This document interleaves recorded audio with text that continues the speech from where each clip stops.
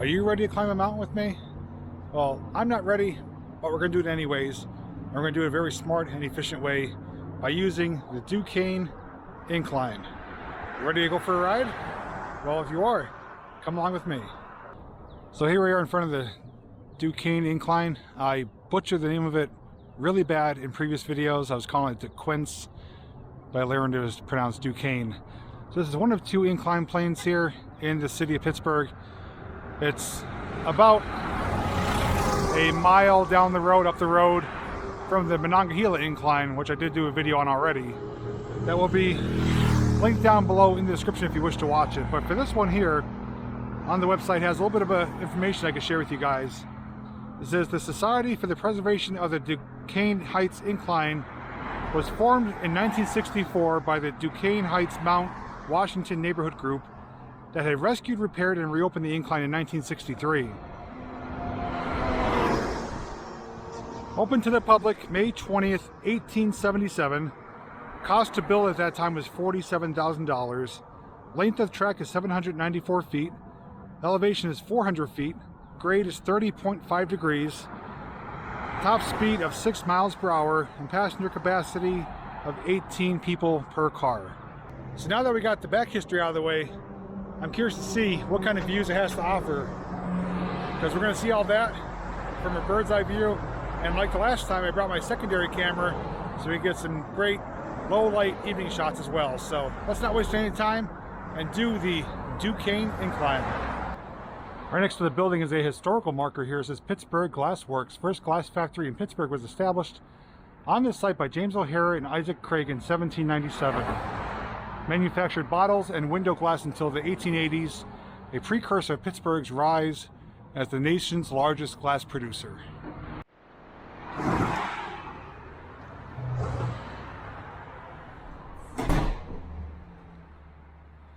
Little vestibule lobby here.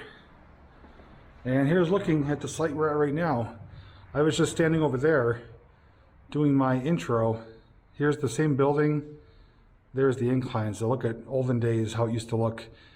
And there was a North Pole ice company right outside there.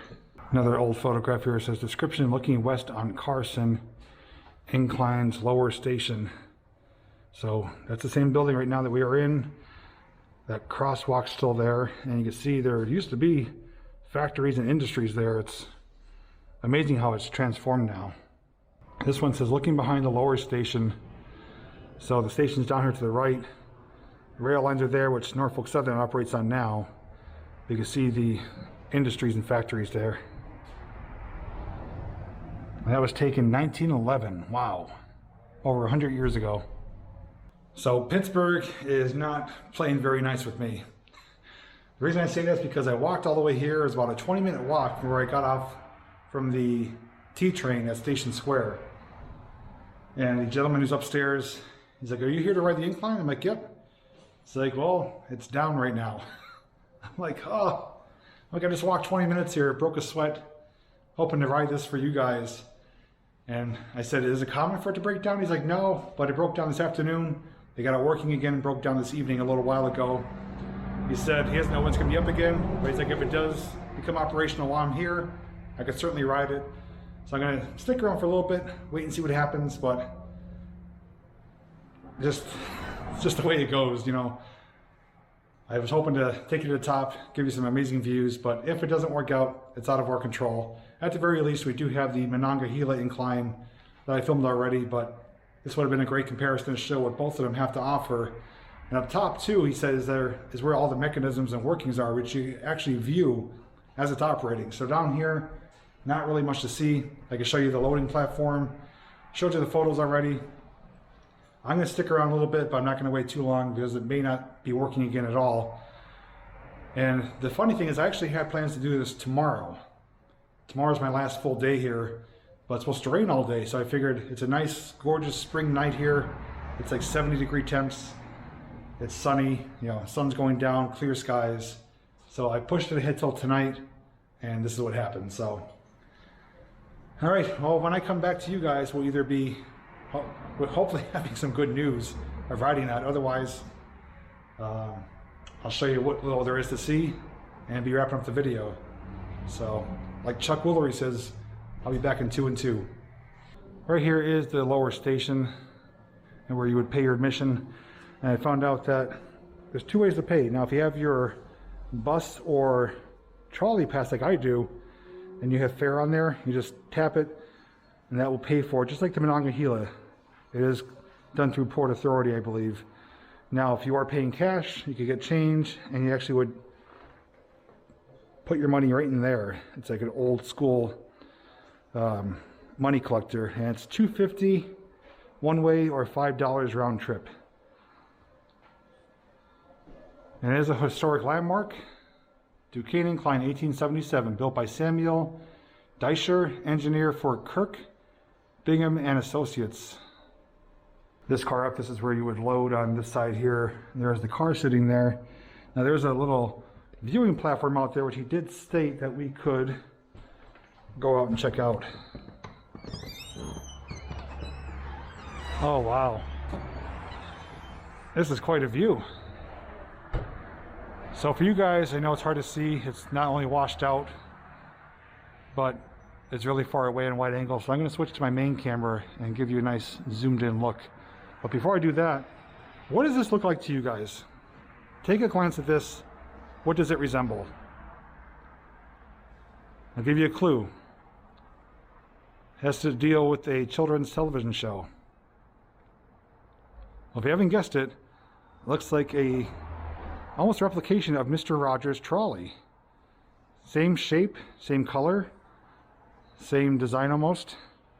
I'm not sure if they went for that look or if it's just a coincidence, but that's the first thing that came to mind, Mr. Rogers' trolley. So even though we can't go in and ride it, I could give you a view. Unlike the Monongahela, which is kind of layered in rows, this is one open room with bench seating all around, which I do like better. That way you can just get in, sit wherever you want, and you're not worrying about getting into the right or correct level. And there's looking upwards. Yeah, I think that is very similar to Mr. Rogers' trolley. Even right there with the hood. It's got the glass on top. But yeah, I'm praying, fingers crossed, to get this working again, because this is, I'm already liking it better than the Monongahela. Not to say there's anything wrong with that one, but comparing apples to apples, this one seems a bit more, I don't know, enjoyable for me. Now, one thing that's different is the Monongahela one has more history to it. It is dated more, I believe, if I remember correctly, and there used to be a second incline next to that one, which used to haul carriages and even automobiles back in the day. So there is more history tied to that one, but this is one of 2 that are existing, but there used to be over a dozen inclines operating at one time here in Pittsburgh. Well, since we can't ride it right now, we could do some camera work to make it believe that we are going to climb the hill. Looking straight down to the pit, see the big springs right there, and we're going to tilt up and slowly zoom into the top. You can see the sides, so it almost resembles like a bridge, like a girder bridge. Very steep incline, 30.5 degrees, 400 feet, and over 700 feet in the track. And it looks almost like a haunted house. Very neat looking building. There is the other incline car, which would be like a second trolley almost. And up in there is the mechanisms and the motor and the pulley, hoist, whatever you want to call it, that operates this, which is visible to the viewing public. But without me having a way to get up there on foot, I unfortunately cannot show it at this time. But that is the climb to the top. We're going to zoom back out. Unfortunately, we can't see the view from the top, but you could just imagine. I'm going to speak to the gentleman down here, and just for my own curiosity's sake, see if this is supposed to resemble Mr. Rogers' trolley. But nonetheless, I'm very appreciative they were able to let me come out here and show what I can, even though it's not operational. So big thanks to them for being, understanding and cooperative. Well, I'm sitting here outside the building. That means one thing: they did not get it working again. So luck was not on our side, but that's okay. we have to go with the flow and, you know, just make the best of the situation.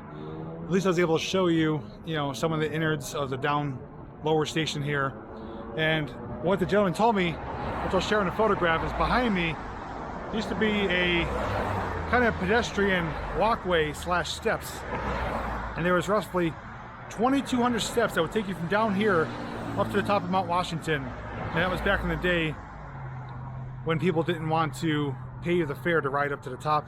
They'd walk 2,200 steps, kind of zigzagging up and down to get to the top. Now this street here, I believe it's called Carson Street. I found another photograph in there, which I'll share with you now, of when this was actually a brick road and street-lined streetcars used to operate on it. So a lot of history here.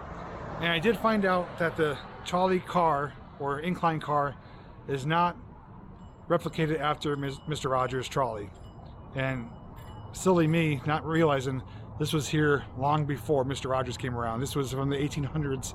Those are the original cars that have been rehabbed, but they have not changed the style. So it's just a coincidence that they do look like Mr. Rogers' trolley, which I think is pretty cool, since Mr. Rogers' neighborhood house is not too far from here.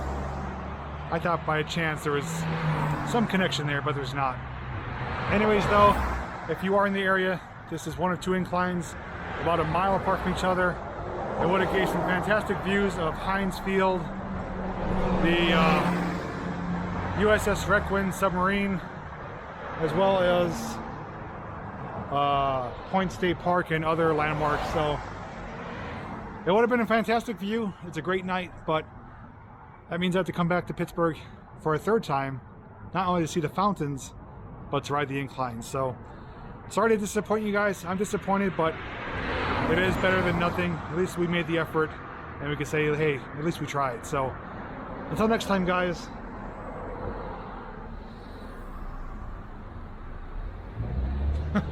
Thanks for watching, and as always, I'll see you in the next video.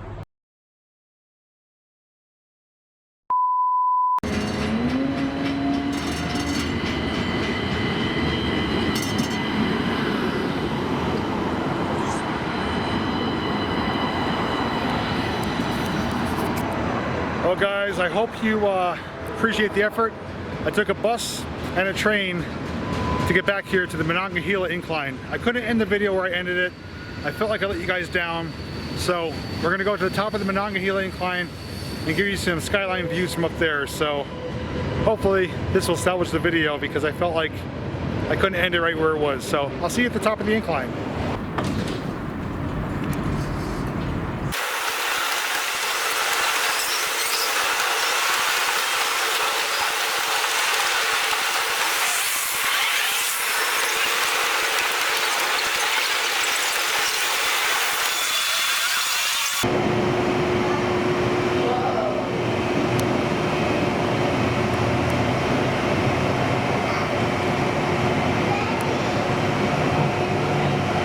Made it to the top, and as promised, we have an incredible view. Even better than the last time I did the Monongahela Incline. So, although we're about a mile down from the Duquesne Incline, views will be slightly altered. But for those of you that watched this video previously, the views will look similar, but even better. We're gonna go to the little lookout elevated platform here, show you with this camera, snap a few photos, and just take in this breathtaking view. Don't mind the chitter chatter in the background. This looks amazing. It's like you would see in a movie. There's a couple things I am noticing I'm going to focus on in just a moment, but I just want to give you an overall view here.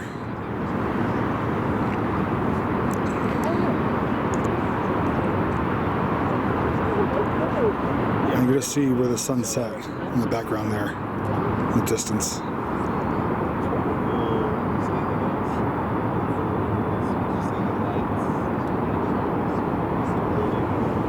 Okay, so first thing I'm going to focus on is the BNY Mill I'm building straight ahead.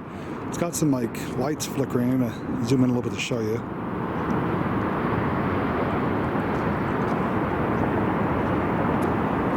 Looks like a rooftop party.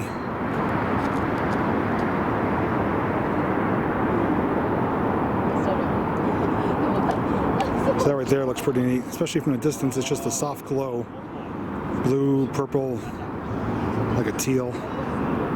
Next up is the bridge down there, right in front of Pennsylvania and Lake Erie Railroad, former train station, now restaurant, which is right there.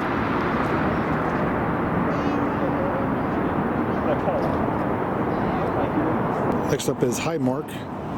That building has some color changing to it. Nice blue, green to it. Right there, the Carnegie Science Center. Nice red glow to it. And those rope lights right there is the USS Requiem submarine. And last time we did a fun shot zooming in on the street. Let's do that again.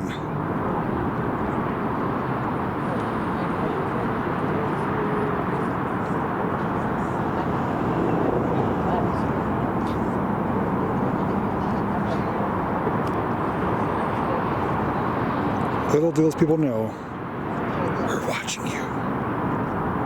I'm going to give you one final pan.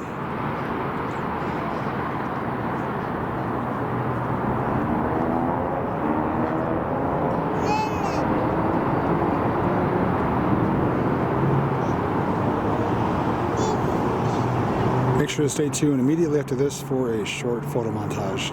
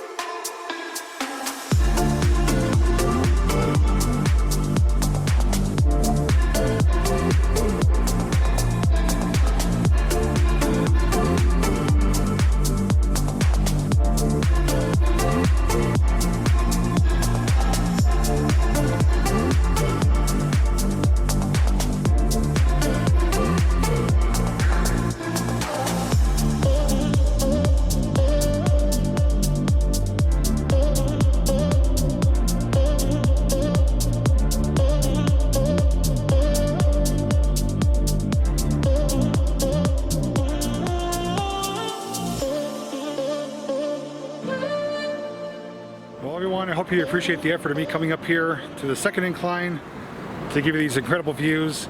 Even if you didn't like it, which I'm sure you did, I loved it. This is probably the most breathtaking shot I've ever seen of Pittsburgh, and to see it in person with my own eyes and to share it with you guys was the icing on the cake.